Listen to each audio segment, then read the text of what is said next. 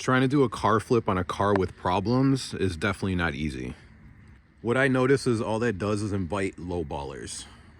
So if you guys remember on the 2010 Audi S4, if you remember the hood, we actually wrapped it to get rid of the sunburn that was all over it.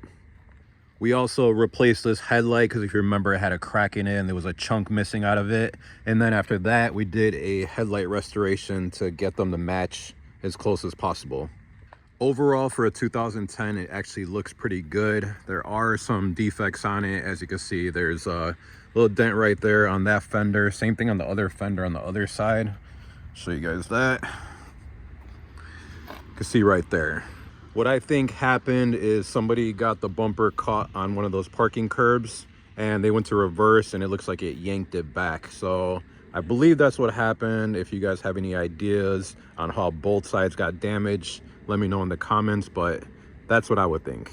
So after fixing everything on this car, except for the check engine light, which is for the Mechatronics unit that's in the transmission, all that did was invite a whole bunch of lowballers trying to get it for a few $1,000s.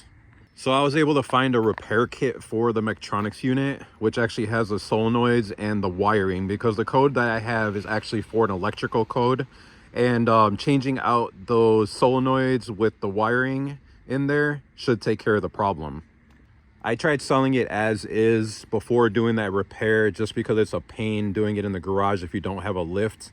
Basically, you're laying on the floor, you need to drop the pan and then take out the whole unit in order to replace those.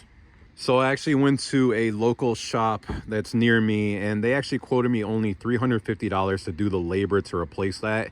And the part was only around $150. So I would be in it around $500. So I think I'm just gonna get it fixed and relist it for almost close to retail value. I had it listed for about $3,000 lower than retail value with that problem, but that just got people offering me $2,000 and a lot of motorcycles to trade. So once everything's fixed on this, I'm gonna list it for closer to retail, and then that'll get rid of the lowballers, because people are always skeptical about buying cars with problems. So especially if they don't know what they're doing. So word of advice is go ahead and fix the problems on the cars before you list them. That way you don't have to deal with a bunch of lowballers. Stay tuned for the next car flip video.